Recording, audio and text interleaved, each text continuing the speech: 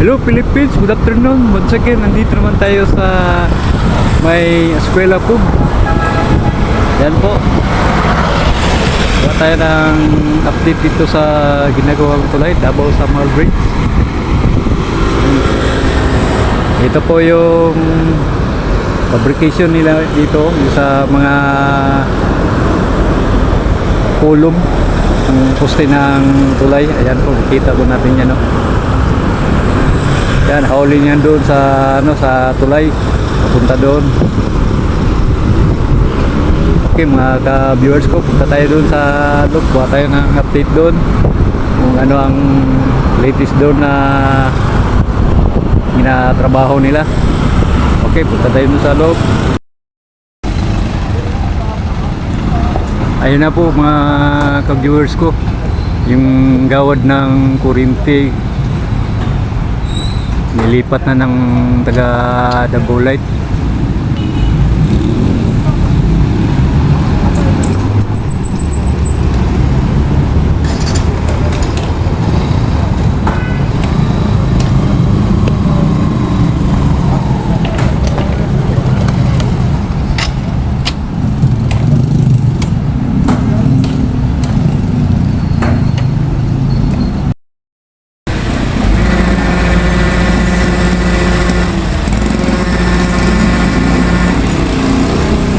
Ayan na po mga ka-viewers ko, lagyan na nila ito ng ng transformer.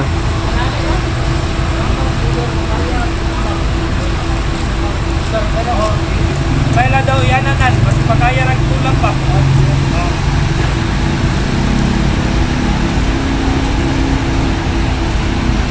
Ya, pagawa mo na. Kaya daw yan.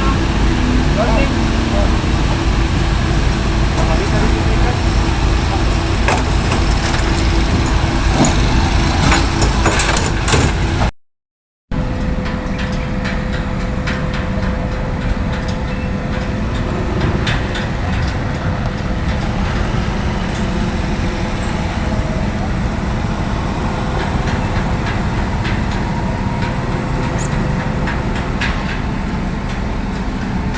Yan po mga ka-viewers ko, binalikan na nila itong posting ito.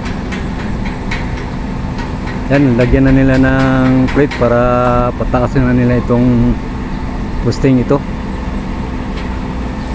Yan, tumakas na ito masyado, ilang feet na ito. Baka mamayang gabi matapos yan, bubuhusan na nila.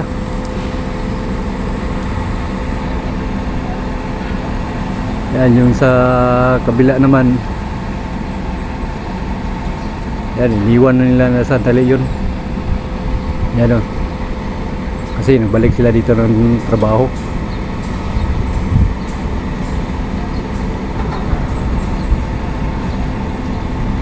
Ayan na po mga ka-viewers ko.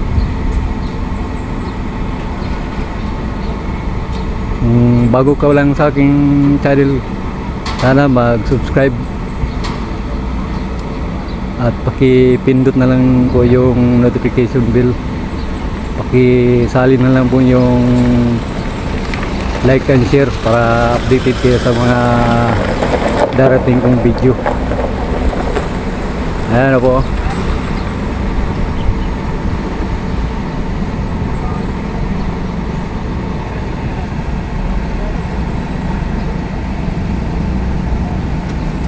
Yan, doon sa kabila, walang trabaho doon. Dito lang ako.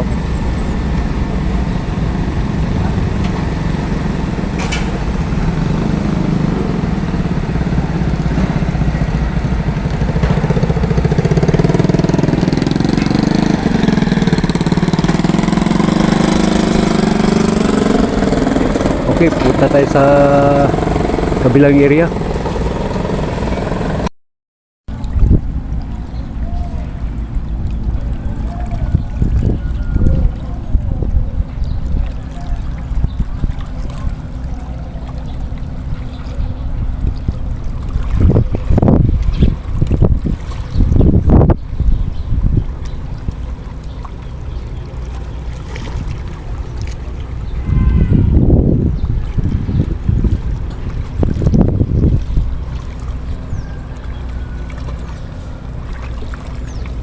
Okay mga ka-viewers ko, dito naman tayo magkuha ng video.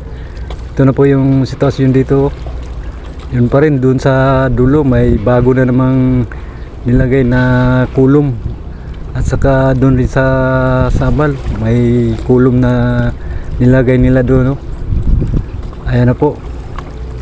Tapos dito naman sila sa kabila, nag-drill na naman sila dito ng panibagong butas.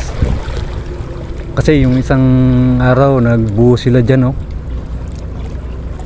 Mga 40 truck na concrete mixer. Dami. Saka dito naman sa kabila mga ka-viewers ko, ito naman ang inatrabaho nila, oh. Itong wingspan na ito. Saka dito sa kabila medyo binitin nila kasi doon sila sa kabila nag-una eh. Saka dito wala pa, ang pundasyon lang.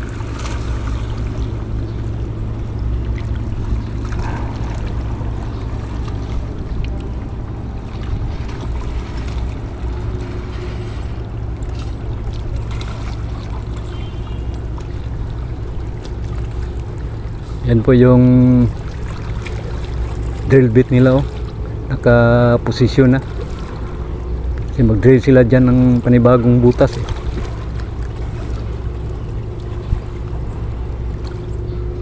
Doon naman sa kabila may kulom doon. Pag mabaon na yung kulom, lagyan na ng ng primipite para buhusan.